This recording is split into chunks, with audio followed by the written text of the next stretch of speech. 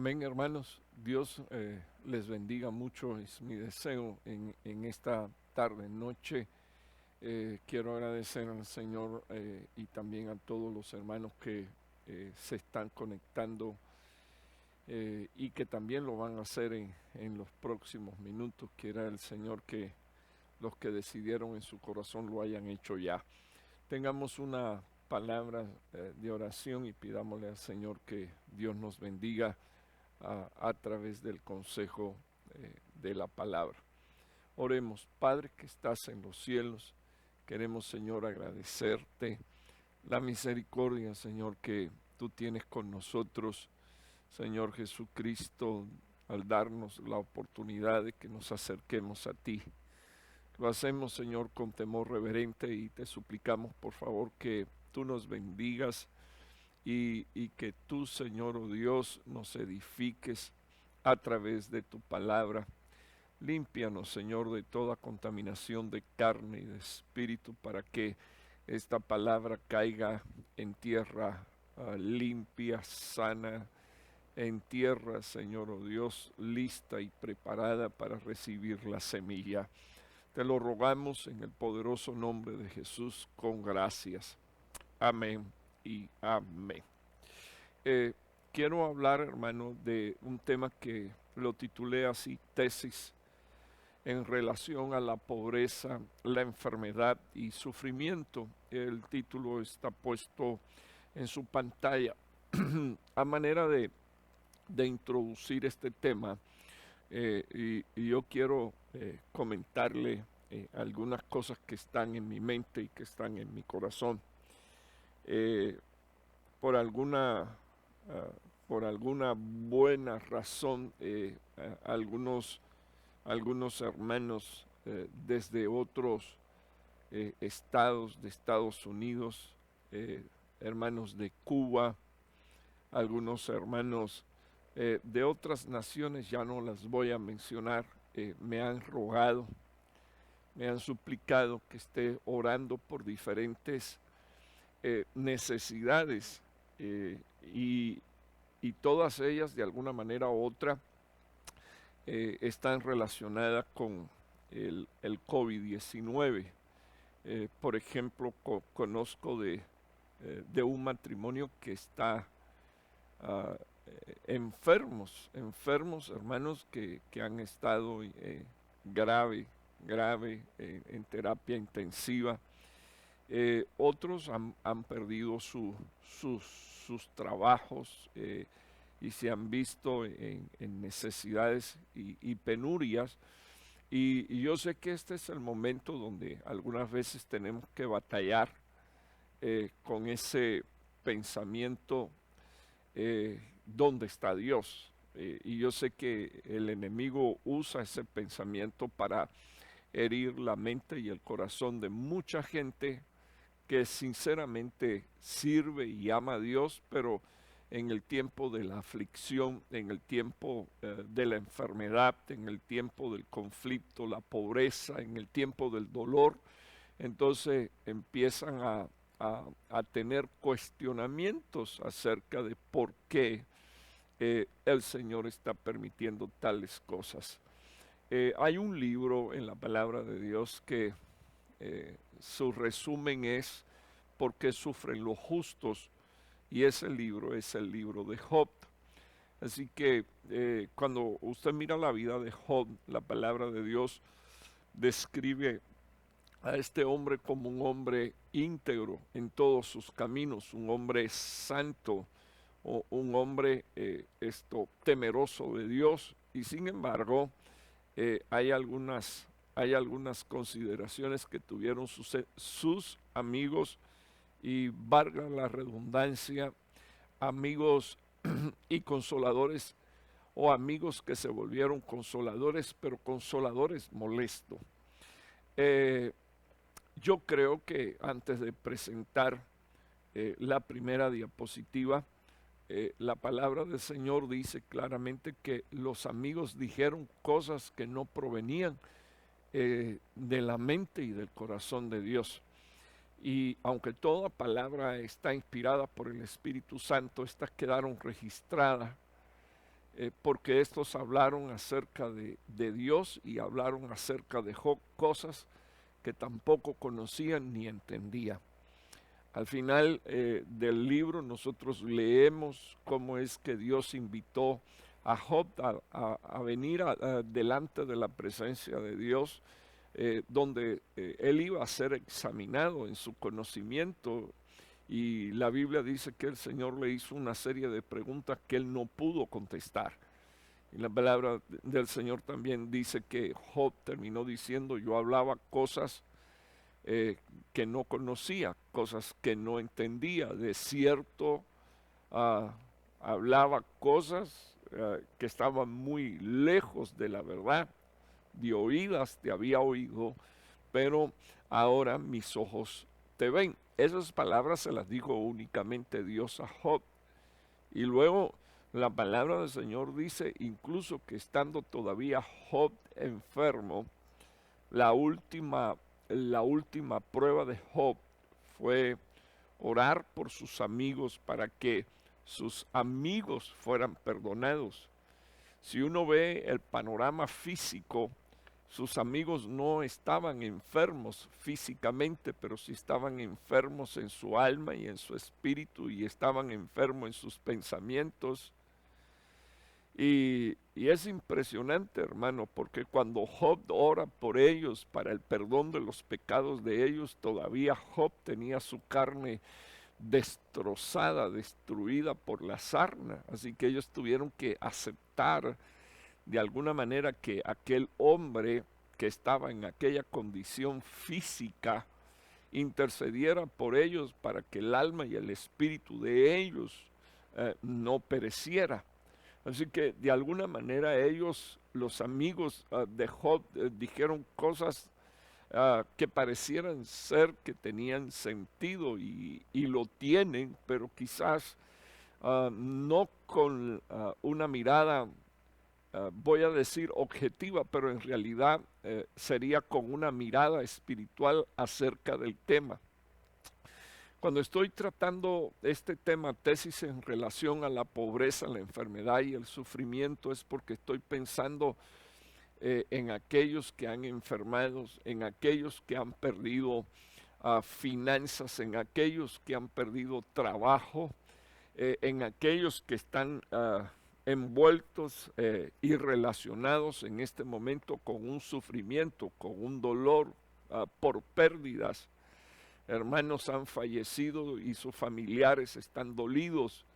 Hermanos han visto reducida su despensa y están preocupados por sus hijos. Entonces, permítame comentar algunas cosas que yo entiendo por la palabra de Dios que debemos de asumir en términos espirituales para bendecir a nuestra casa, para bendecir a nuestra familia, para bendecir a nuestras esposas, para bendecir a nuestros hijos. Yo quiero decir en el nombre de Jesús que todavía Dios es fiel y Dios sigue sentado en su trono de gracia, y la mano de Dios no se ha cortado para bendecir a su pueblo. Y como le dijo Job a su esposa, he recibido de Dios lo bueno, no voy a recibir lo malo. Jehová me dio, Jehová me quitó, sea el nombre de Jehová Dios bendito. Es en el momento de la pobreza, es en el momento de la enfermedad y del sufrimiento que nosotros debemos de honrar y glorificar a Dios, y por sobre todas las cosas anhelar que Dios cumpla su perfecta voluntad en nosotros. Todos nosotros sabemos que Job, después de orar por aquellos sus amigos que lo habían injuriado y lo habían acusado, dice la palabra, entonces Dios restauró el bienestar de Job, no solo el físico, sino que Dios restauró el bienestar moral, el bienestar moral, espiritual, el bienestar económico, el bienestar monetario. Dios le regaló de nuevo el bienestar familiar. perdió hijos, pero Dios le regaló hijos de nuevo otra vez. Y yo sé que aunque lo nuevo en ocasiones cuesta trabajo verlo como una bendición por causa de las pérdidas, todavía existe una lección para los hijos de Dios con este trato. Entonces quiero mostrarle mi primera diapositiva. Así que esta fue la filosofía o las palabras que lanzaron los amigos de Dios, de Job, perdón, específicamente Bildad. Y estas palabras fueron dichas aproximadamente 1520 años antes de Cristo. Apelaron a un argumento muy tradicional que también formula una relación entre estas tres cosas: pobreza, enfermedad y sufrimiento. Y cuando usted lee capítulo 8 del libro de Job, la Biblia dice que Bildad suita dijo: así como el prado no puede crecer sin agua, secándose primero que toda la hierba, tales son los caminos de los que se olvidan de Dios. Ahora, yo quiero que usted entienda, hermano, dos o tres cosas que una familia necesita para ser restaurada.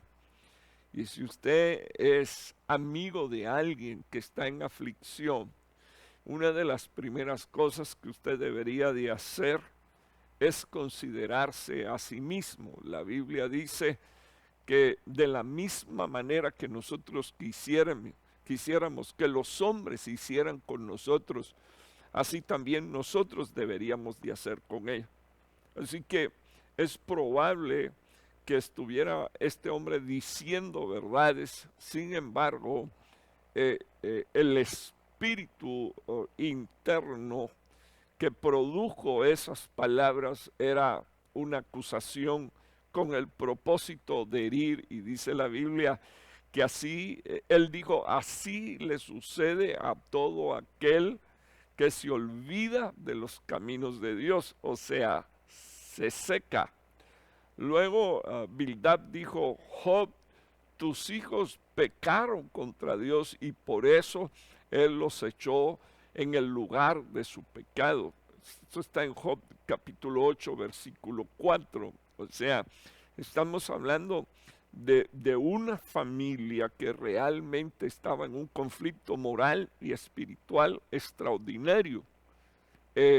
La misma palabra describe que cuando los hijos hacían fiesta y se terminaba la fiesta, Job tomaba cordero y sacrificaba cordero y derramaba sangre expiatoria por sus hijos. Y déjeme solo, hermano, déjeme solo recordarle, Job es el primer libro de la Biblia. No existía, bueno, es el primer libro de la Biblia escrito, no es el primer libro de la Biblia en el orden en que está ahora mismo. Todos sabemos que este libro fue escrito antes que los 5 libros del Pentateuco, la historia narrada incluso es una historia antes de que Abraham existiera y Dios le dijera: sal de tu tierra y de tu parentela, en Génesis capítulo 12.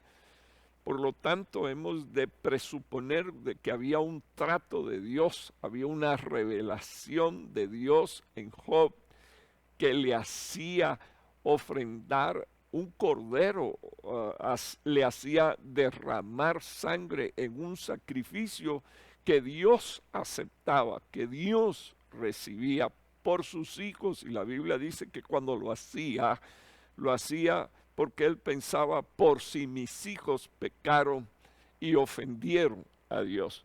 Así que Bildad dice: Job, tus hijos pecaron contra Dios. Al ver un juicio tan descomunal, al ver una destrucción tan descomunal, al ver una ruina tan grande como la que sufrió la casa, la familia y la economía de Job, La presunción que hace este hombre es que por los pecados de sus hijos, la palabra del Señor dice que vino esta ruina.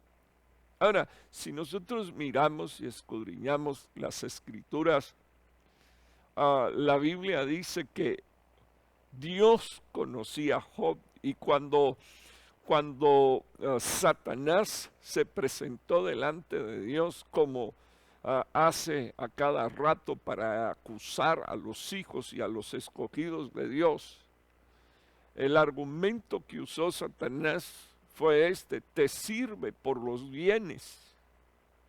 Y Dios, que conocía el corazón de Job, autorizó a Satanás para que tocara todo lo que tenía Job, excepto el alma. Así que el ataque fue descomunal, el ataque fue salvaje contra la vida, contra el cuerpo, contra el matrimonio, contra los hijos, contra la riqueza. Pero dice la palabra de Dios que Job en ningún momento admitió despropósitos de parte de Dios, incluso cuando este hombre está haciendo un señalamiento bien serio. Job, tus hijos pecaron contra Dios y por eso Él los echó en el lugar de su pecado. Él los lanzó a la paga del pecado, que es la muerte. Sofar, siguiendo con la misma línea de pensamiento y explicación, corrobora estas cosas con una expresión que aparece en Job capítulo 8, versículo 6.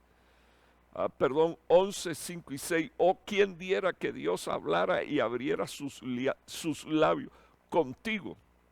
Conocerías entonces que Dios te ha castigado menos de lo que iniquidad merece. O sea, imagínese usted, están poniendo la vida de Job, están midiendo la vida de Job. Dios conoce que Job es un hombre íntegro en todo su caminar. Y este hombre está diciendo: todo lo que has recibido es menos todavía que un juicio que deberías de recibir por causa de la iniquidad. Y finalmente, Bildad concluye: si tú fueres limpio y si tú fueres recto, ciertamente harás prosperar tu morada. Así que estos amigos abrieron su boca para, en vez de consolar, alentar, animar, dice la palabra, abrieron su boca para hacer serias acusaciones contra un alma y contra un espíritu y contra un cuerpo, hermano, dañado y herido y afectado. Así que fácilmente lo que estos dos hombres en resumen está diciendo es que la pobreza, el sufrimiento, la enfermedad son el resultado de una vida que niega y que se aparta y que se olvida de Dios. Por esa misma razón están asegurando y están dejando saber que Job no era ni limpio ni era recto, y por esa razón su morada no podía prosperar. Ya yo presenté desde la vista de Dios que pensaba Dios de Job, y qué triste, hermano, es saber que haya un hombre justo ante Dios y esté siendo acusado de esta manera en medio de su aflicción, en medio de su pobreza, en medio de su enfermedad, en medio de su sufrimiento. Yo quiero mostrarle mi próxima diapositiva. La palabra del Señor dice en el Nuevo Testamento que los discípulos del Señor conservaban, y quizás por ignorancia, esta misma filosofía, Y el hecho lo revela el versículo que está puesto en su pantalla, Juan capítulo 9 del versículo 1 al 3, donde la palabra del Señor dice que los discípulos, viendo que se acercó un ciego a donde estaba el Señor, y este ciego le estaba pidiendo que le hiciera un milagro, dice las Escrituras que ellos formularon esta pregunta: Maestro, ¿quién pecó, este o sus padres, para que haya nacido ciego? O sea, la pregunta: ¿por qué está ciego? ¿Porque él pecó o porque pecó sus padres? ¿Por qué está ciego? Porque trae una maldición ancestral y generacional. Yo quiero quedarme unos minutos aquí con ustedes, hermanos, porque es indiscutible que a través de la Escritura uno puede ver que una de las cosas que se traslada de generación en generación a través de una naturaleza pecaminosa es el pecado que dice la Biblia. Llegamos a heredar, y la vana manera de vivir que llegamos a heredar de nuestros padres. Sin embargo, yo estoy hablando en un tiempo familiar, a padres, especialmente a cabezas de hogar y de familia, lo cual considero que son cabezas ministeriales de su esposa y de sus hijos, porque aunque la pregunta tiene fundamentos bíblicos: ¿quién pecó, este o sus padres? Y el Señor hubiera podido decir los dos, porque los dos cargan con una naturaleza pecaminosa. El Señor aseguró categóricamente: no es que éste pecó. O sea, está diciendo, él trae una naturaleza pecaminosa, pero su ceguera no es resultado del pecado. Tampoco es resultado del pecado de sus padres, sino que esto es para que la obra de Dios se manifieste en él. Para este momento, él ha llegado en esta condición de pobreza, de enfermedad espiritual y física, para que el nombre del Señor se manifieste en él, para que la gloria de Dios se manifieste en él. Así que yo quiero detenerme unos minutos aquí para no resumir el tema, porque todavía no he terminado, pero sí para resumir la idea con relación a las dos primeras diapositivas que acabo de presentarle. Dios es un Dios justo, y la Biblia dice que nosotros deberíamos de morir por causa de nuestro pecado. Sin embargo, Dios estableció que en su justicia muriera el inocente por los culpables. Dios estableció, dice la palabra de Dios, el que él fuera empobrecido, dice las Escrituras, para que nosotros entonces fuéramos enriquecidos. Así que no estamos en contra, ni siquiera enseñando en contra de la prosperidad y a favor de la pobreza. Estamos solo dejando ver un ángulo en las Sagradas Escrituras que puede bendecir y alentar a muchos de los que me están escuchando. Tu tiempo de prueba, tu tiempo de necesidad, tu tiempo de enfermedad, tu tiempo de aflicción, el tiempo de conflicto familiar, las dificultades presentes, dice la Biblia, no son comparados con la gloria venidera que se ha de manifestar en los hijos de Dios. O sea que si en este momento estamos bajo un conflicto de esta naturaleza, ya sea enfermedad, ya sea pobreza, ya sea sufrimiento, aflicción, Dios ha permitido que llegue hasta este momento bajo esta condición, porque Él se quiere manifestar en tu vida y se quiere manifestar a través de tu vida Él se quiere manifestar en el corazón de tus hijos. Él se quiere manifestar en medio de tu familia. Y la palabra del Señor dice que juntamente con esa prueba, Dios traerá la puerta y el oportuno socorro para que tú y toda tu casa sean salvos. Quiero mostrarle mi próxima diapositiva. En la iglesia primitiva, algunos hicieron énfasis a la prosperidad en un solo aspecto. Y cuando algunos hicieron énfasis en la prosperidad en un solo aspecto, y en la Biblia está registrado algunos que hicieron esto, el solo aspecto que tocaban ellos era el de las riquezas, el del dinero y el de las ganancias. Algunas de ellas ni siquiera legítimas, pero evidentemente la palabra de Dios enseña que el Espíritu Santo y los apóstoles, los instrumentos de Dios, censuraron esta manera de actuar y de pensar. Por ejemplo, un mago que quiere comprar el don de Dios con dinero.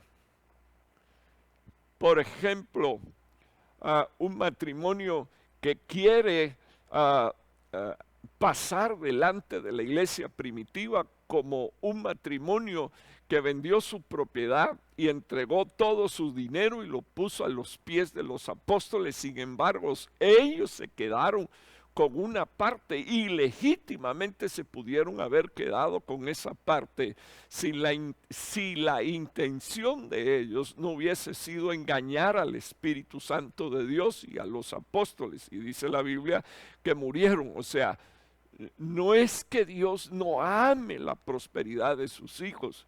El tema es cómo los hijos de Dios manejan la enfermedad, cómo es que los hijos de Dios manejan la pobreza, cómo es que los hijos de Dios manejan el sufrimiento, o cómo es que los hijos de Dios manejan las abundancias. Toda bendición de parte de Dios, dice la Biblia, enriquece y no añade tristeza alguna, pero necesitamos aprender, como dijo el apóstol Pablo, a estar en abundancia como en necesidad. Así que algunos que miraron a Estados Unidos como el paraíso, y todos sabemos que no lo es, que es una manifestación babilónica, es probable que ahora están confundidos porque se están preguntando cómo es posible que ha venido este tiempo de decaimiento económico. Y esto ha venido a traer aflicción, gente enferma, gente que han perdido negocio, gente que ha perdido su casa. Entonces yo quiero decirle a usted que para este tiempo también Dios se va a glorificar. Hubo un ataque constante de los apóstoles, bendito el nombre del Señor, a esta manera de pensar. Así que algunos que quisieron convertir el evangelio como un camino de comercio, dice la palabra del Señor, ellos atacaron ese pensamiento. El Espíritu Santo de Dios tomó la boca de ellos, y no es que Dios, reitero, esté en contra de la prosperidad, que es una promesa, hermano, explícita, demostrada en las Sagradas Escrituras. Yo creo firmemente que lo que ellos estaban atacando era la idea de usar el Evangelio como una forma de comercio, acercarnos a Dios para obtener ganancias monetarias, solo que nos interese la comunión con Dios porque queremos que nos conteste o nos resuelva un problema económico, un problema físico, un problema emocional. Sin embargo, nosotros no, aunque Dios está para proveerle a sus hijos, nosotros no deberíamos de acercarnos a Dios por lo que Él nos puede dar, sino por lo que Él es. Dios es tu Padre, Dios es el Padre de los huérfanos, Dios es el ayudador y el esposo de las viudas. Así que cuando usted mira la palabra, el Señor nunca niega la prosperidad. Y los apóstoles, está puesto en su pantalla, los apóstoles, una de las cosas que hicieron fue enseñar acerca de la verdadera prosperidad. Juan le dice al anciano Gallo: amado, yo ruego que seas prosperado en todo, así como prospera tu alma. Y lo próximo que dice el anciano, y que tenga al anciano, el anciano al anciano, el anciano Juan, el apóstol Juan, el profeta Juan le dice a este anciano Gallo: que tengas buena salud. Quiero que prosperes tu alma. Quiero que tengas salud. Y entonces después seas prosperado en todas las demás cosas. Yo quisiera que usted viera la próxima diapositiva. Quiero usar estos versículos para explicar desde un punto de vista espiritual cómo es que Dios pesa nuestros corazones. La Biblia dice que la raíz de todos los males es el amor al dinero. No necesitamos dinero, necesitamos a Dios primeramente.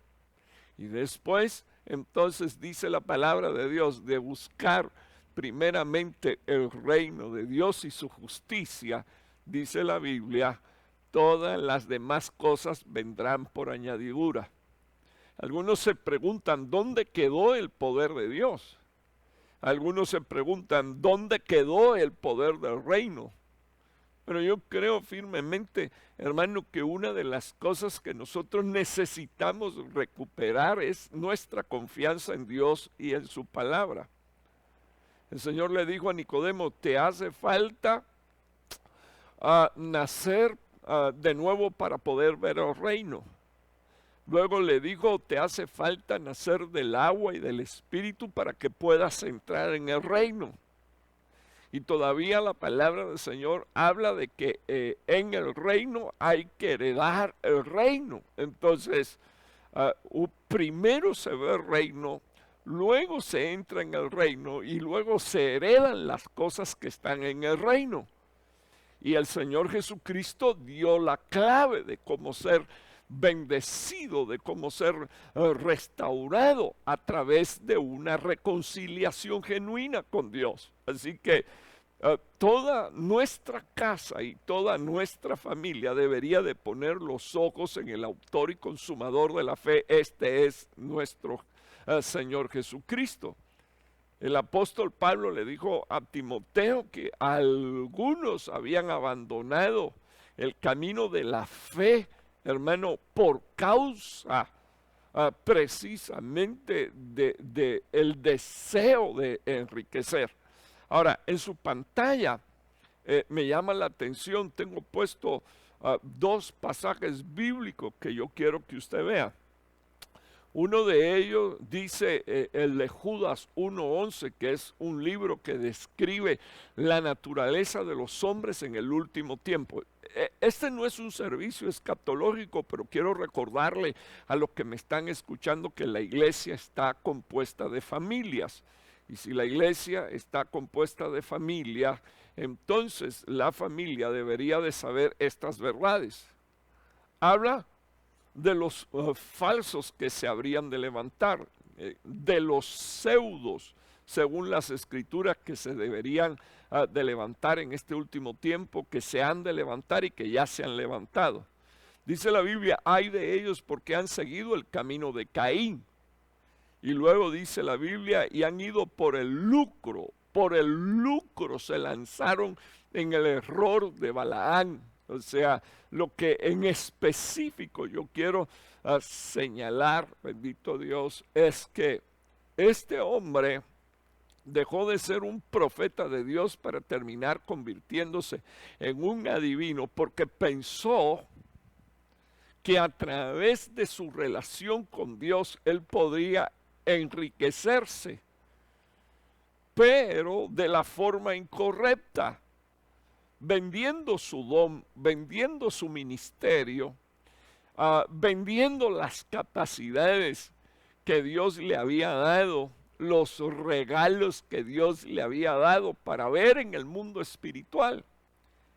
Y tomó estas cosas como una manera de proporcionar información, y no solo de proporcionar información, sino de lanzar palabras de condenación en un caso, y Dios no se lo permitió. Sencillamente todos sabemos, hermano, que Balaán tuvo que decir lo que Dios quería que él dijera, bendito el nombre del Señor. Y una de las cosas que este hombre dijo, aunque caído yo viendo a Dios sentado en su trono, y luego pronuncia esta expresión: ¿cómo he de maldecir a quien Dios ha bendecido?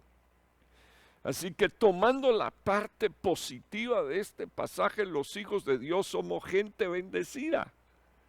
Y no debería de haber un hombre buscando por lucro profetizar, o por lucro decir palabras, o por lucro decir bendiciones, cuando en realidad, bendito el nombre del Señor, su don y su ministerio es para edificar al pueblo de Dios, a los hijos de Dios, conforme a la voluntad de nuestro Padre Celestial.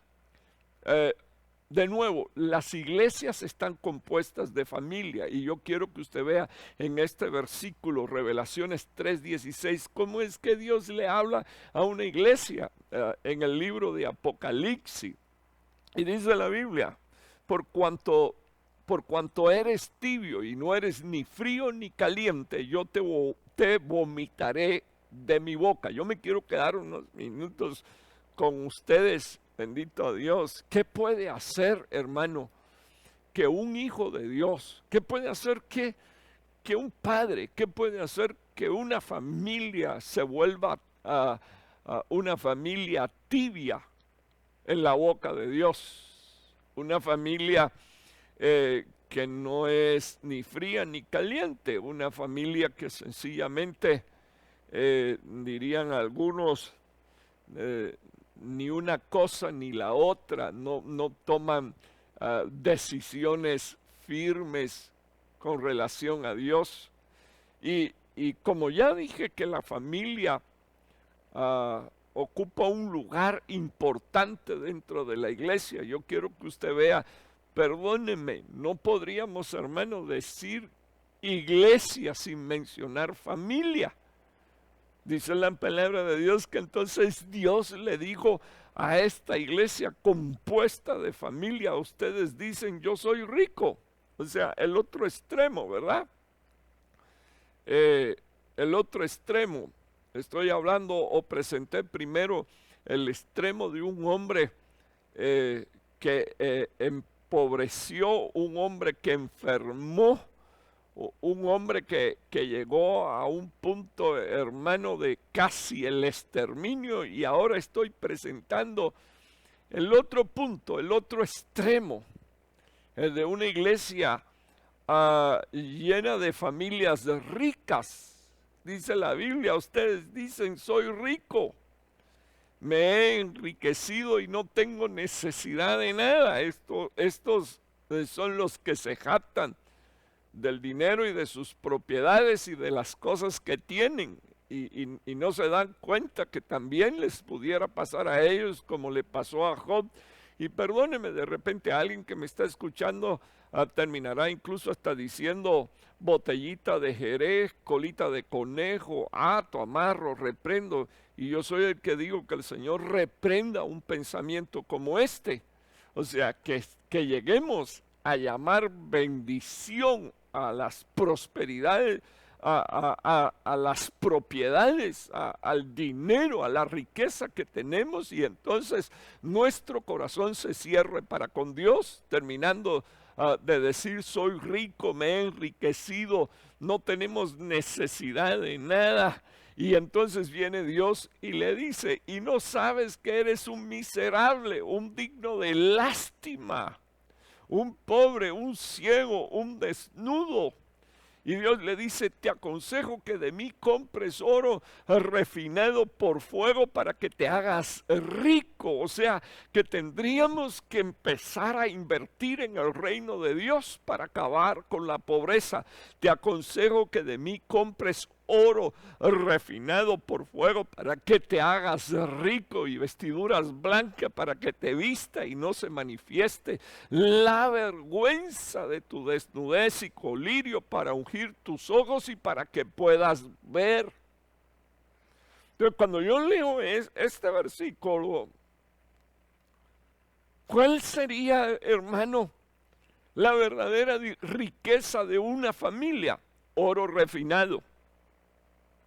Oro refinado, así son las palabras de Dios, como manzanas de oro, dice la palabra de Dios, oro refinado.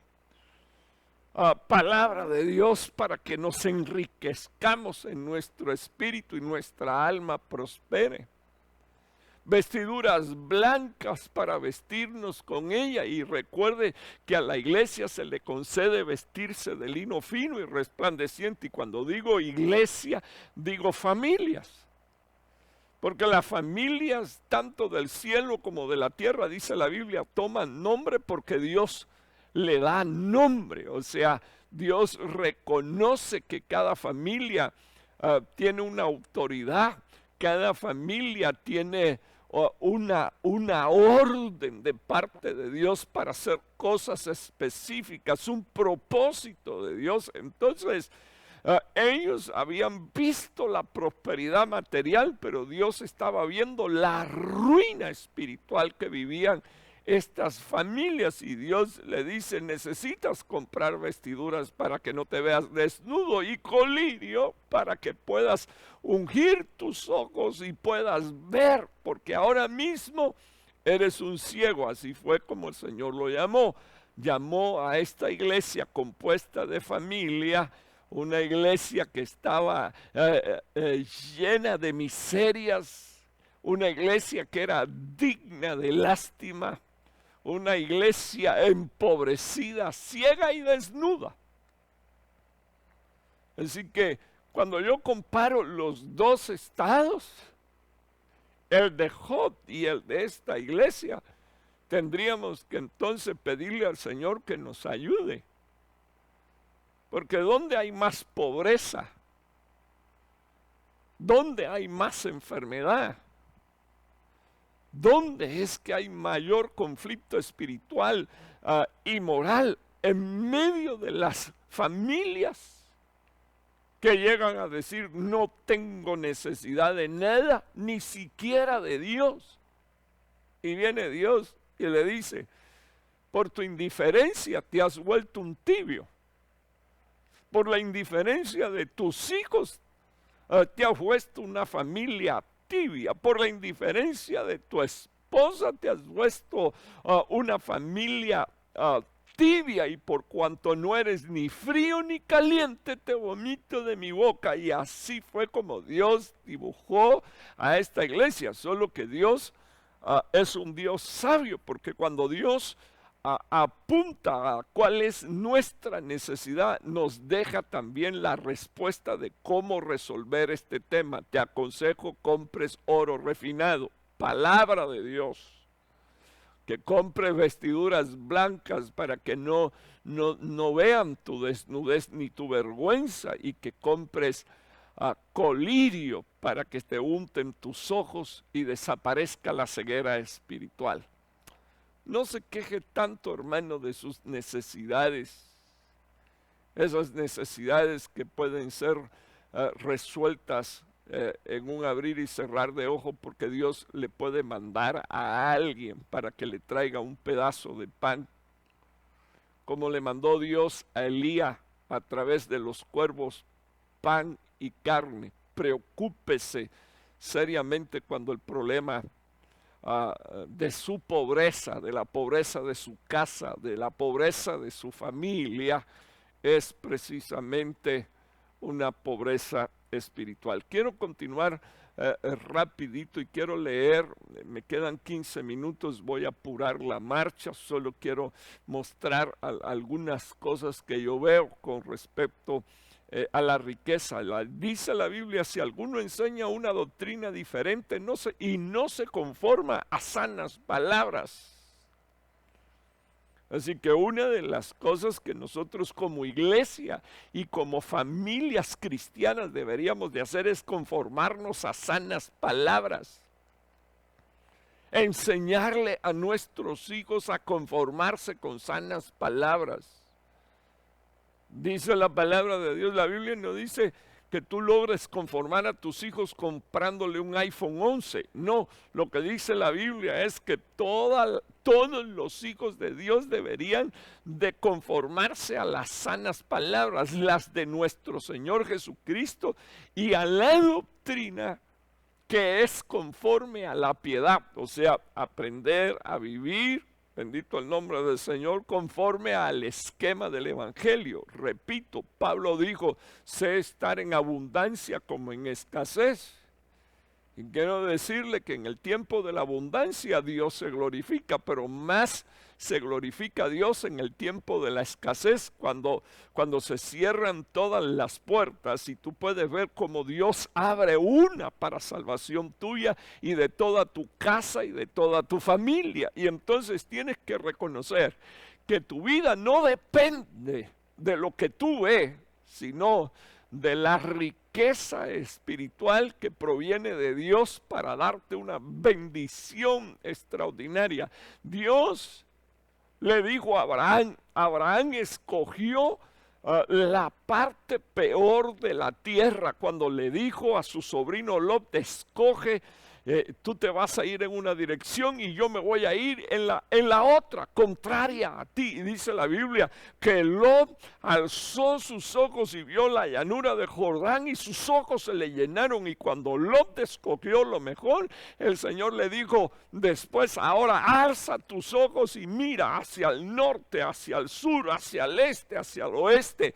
Todo esto te lo doy a ti y a tus hijos por herencia. Bendito el nombre del Señor. Solo porque este hombre de Dios creía y confiaba en Dios y no quería discutir con nadie, ni siquiera con su sobrino, acerca de lo que le pertenecía.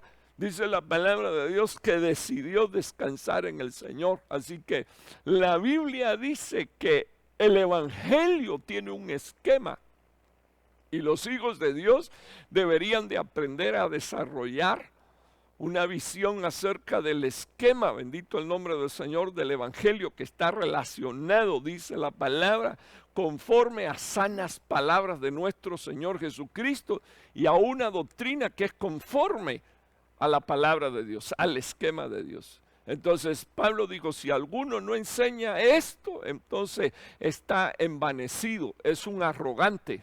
Así que pronto un arrogante verá su ruina, porque la palabra del Señor dice que el que se humilla será exaltado, pero el que se exalta será humillado. Dice la palabra de Dios y nada entiende, o sea que pareciera ser que entiende muchas cosas de la Biblia, pero no las entiende porque está enseñando otra cosa. En medio de la pobreza Dios se honra. En medio de la enfermedad Dios se honra. ¿Quién llegó? ¿Quién pecó? ¿Su padre o sus hijos? No, Él llegó aquí hasta este momento, en este tiempo, para que Dios sea glorificado. Esa es la visión de este tema. No armar argumentos de si Dios está juzgando o no está juzgando. Es evidente, la Biblia dice, los juicios tienen que comenzar por casa. Pero eso lo que quiere decir es que Dios nos va a traer a la cordura y Dios va a echar toda locura afuera. Y una de las maneras que Dios usa es en algún momento, incluso a los justos, Dios permite que pasen por situaciones difíciles para que ellos lleguen a un nivel de relación, de intimidad, de comprensión, de madurez espiritual. Mientras tanto es muy difícil, hermano, que la gente se acerque cuando todo le va bien. Y una de las cosas que quiero recordar es que el Señor dice que es más fácil que un camello entre por el hueco de una aguja, y esa era la puerta pequeña en la muralla, que un rico en el reino de los cielos. Ahora está hablando de que quien no enseñe con respecto a estas palabras, dice las Escrituras, está envanecido, o sea, es un orgulloso, lleno de arrogancia, rodeado de un humo, infatuado, nada entiende, y dice la palabra, sino que tiene un interés morboso en discusiones, contienda, palabras de las cuales nacen envidias, pleitos, blasfemias, malas sospechas. Subraye todas estas cosas, y si hay alguna de estas que se han estado manifestando dentro de tu casa, esa es una potestad llamada la potestad de Madián, que constantemente provoca rencilla, y dice la Biblia que esto se da entre los hombres de mente depravada que están privados de la verdad. Y quiero que finalmente ustedes lean que suponen que la piedad es un medio de ganancia. O sea, ellos suponen que el evangelio es para ganar dinero.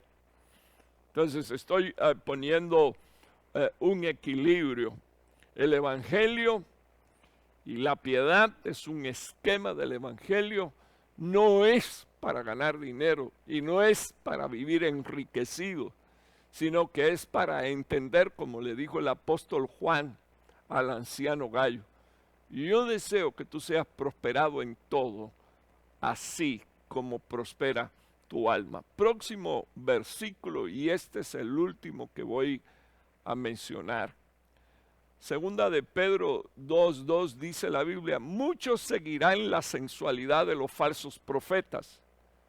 Hermano, ¿por qué usted dice eso si no está en la Biblia? Sí, está en el versículo 1. Pedro está hablando de los falsos profetas, de los falsos guías. Y déjeme detenerme unos minutos aquí, porque la Biblia dice que el que le da agua a un profeta recibe recompensa de profetas. Ahora, imagínese usted que de alguna manera su alma y su espíritu se ligara a un falso. Dice la Biblia, y a mí me llama la atención, que muchos, dice la palabra, seguirán la sensualidad, y por causa de ellos, dice la palabra, el camino de la verdad sería blasfemado. Así que cuando yo pongo en el original griego, muchos seguirán, dice, muchos imitarán, o muchos terminarán imitando y obedeciendo y sometiéndose a falsos. Así que de alguna manera a mí me parece entender que aquellos tres amigos de Job de alguna manera estaban profetizando, pero dice la palabra de Dios que no estaban hablando de una forma correcta, ni de Job, ni tampoco estaban hablando correctamente acerca de Dios. Entonces, cuando uno concentra su visión en este versículo, hermano, me aterroriza pensar que el apóstol Pedro dijo: muchos seguirán la sensualidad de los falsos profetas. Aquellos que no se conforman a las sanas palabras de la doctrina, aquellos que no guardan, obedecen, aquellos que no respetan y siguen los esquemas del evangelio, sino que dice la Biblia que muchos seguirían a gente, bendito el nombre del Señor, que son sensuales en su caminata con Dios. Ellos traen intrínseco una ruina, una condenación, dice la Biblia, y la palabra del Señor todavía menciona el hecho de que el camino de la verdad, hermano, iba a estar siendo blasfemado por estas cosas y por estos hombres. Quiero detener unos minutos aquí. No permitamos que nuestra manera de pensar, ni la manera de pensar de nuestras esposas, ni de nuestros hijos, lleguen a constituirse en blasfemias contra Dios. Me gustaría recordar que que hubo en Israel, cuando usted lee en el libro de Malaquías, hubo en Israel, dice la palabra de Dios, hombres que dijeron cosas contra Dios. Y una de las cosas que ellos dijeron es, en vano nos hemos guardado para Dios. Ellos salieron, hermano, de la esclavitud de Babilonia, era la diáspora que regresaba a Jerusalén y de alguna manera, cuando llegan a la tierra, ven lo mismo que vio Job, destrucción. Lo mismo que vio Job, enfermedad. Lo mismo que vio Job, sufrimiento. Lo mismo vivieron los israelitas, acusaciones, amenazas a través de Tobías, Sanballat, Gersón, y algunos se debilitaron de tal manera que en el libro de Malaquías queda registrada las palabras de estos hombres. Dijeron, en vano nos hemos guardado para Dios, y rápidamente hubo un grupo de hombres que dijo, no hombre, eso no es así. Dios es un Dios de misericordia, Dios es un Dios de fidelidad, Dios es el Dios eterno que tiene propósitos con nosotros. Si sufrimos aquello, ahora tenemos que ver cómo Dios nos sacó y cómo Dios nos trajo de regreso a la tierra. Y esto es lo que quiero dejar en el corazón de los que me están escuchando. Usted puede salir, hermano, de su condición. Lo importante es aprender a caminar con Dios, creer en Dios y creerle a Dios. Dice la palabra de Dios que hay hombres que se van a ir tras los falsos por causa de su sensualidad, y esto va a provocar una blasfemia. Pero versículo 3 todavía me llama más la atención, porque dice la Biblia, y en su avaricia os explotarán con falsas palabras. O sea, que a través del falso evangelio, hermano, de la prosperidad, de la falsa prosperidad, lo que existe es una explotación con palabras falsas. Y dice las Escrituras, el juicio de ellos desde hace mucho tiempo no está ocioso, ni su perdición está dormida. Así que una de las cosas que deberíamos de pedirle al Señor es que nos cuide y nos guarde del fraude y de la extorsión. Que no vengamos a decirle a Dios, toda la vida te he servido, no te he fallado nunca. ¿Cómo es posible que esté pasando por esta situación? Atrévase a abrir su boca en medio de su aflicción, en medio de su necesidad económica, en medio de su enfermedad, en medio de su sufrimiento. Atrévase a abrir su boca y decir, no voy a admitir despropósitos alguno de parte de Dios. Le voy a bendecir, le voy a honrar, le voy a glorificar. Sea el nombre de Jehová bendito, y que tus hijos te oigan en todo tiempo honrar y glorificar a Dios. Padre que estás en los cielos, estoy suplicándote por favor que todos los que están bajo el sonido de mi voz, Señor, vengan a la fe que produce esta palabra para recibir, Señor, el testimonio de que te podemos, Señor, servir en todo tiempo, porque tú eres el Dios de la eterna provisión.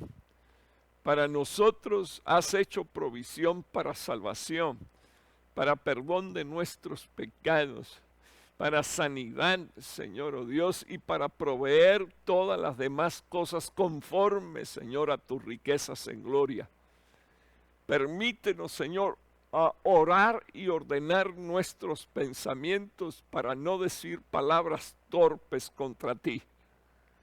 Oro por los hermanos que están enfermos y que todavía se están preguntando ¿por qué me sucedió esto? Y que ellos puedan decir, Señor, tú te vas a honrar en mi vida.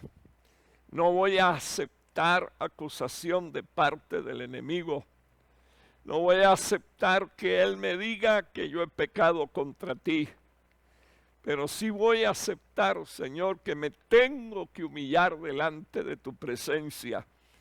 Y sí te pido, Señor, oh Dios, que tú nos ayudes a inclinar, Señor, nuestro corazón, nuestros pensamientos, nuestros sentimientos y nuestra voluntad únicamente para obedecerte a ti y cumplir con el propósito para el cual tú nos escogiste. Permítenos, Señor, disfrutar de tu presencia. Señor, y que cuando cosas negativas se acerquen, Señor, a nuestra casa, a nuestro hogar, a nuestra familia, Señor, no digamos, Señor, oh Dios, otra cosa más. Para este momento está ocurriendo esto, para que nuestro Señor Jesucristo nos visite, se glorifique y nos vuelva a hacer un milagro. Yo te lo ruego en el nombre poderoso de Jesús. Extiende tu mano sobre aquellos hogares de familias, de cristianos en cualquier parte del mundo que ahora mismo, Señor, están pasando necesidades y escasez. Y te ruego, Señor, oh Dios, que tú proveas, muevas tu mano poderosa, Señor, oh Dios, y tú suplas, Señor, oh Dios, a aquellos que abren su boca para clamar a ti, Señor, oh Dios, y decir: para siempre son las misericordias de nuestro buen Dios. Gracias, Padre, en el nombre de Jesús. Amén y amén. Dios te bendiga mucho, amado hermano, y espero en el Señor nos podamos juntar en el culto presencial del viernes, y también estoy recordando, si el Señor así lo permite, el domingo vamos a estar tomando Santa Cena. Que tengas una feliz noche. Te habla tu pastor Raúl Martínez. Y bendigo también a todos aquellos que no son miembros de esta casa, pero se unieron para escuchar la palabra de Dios. Tenga buena noche.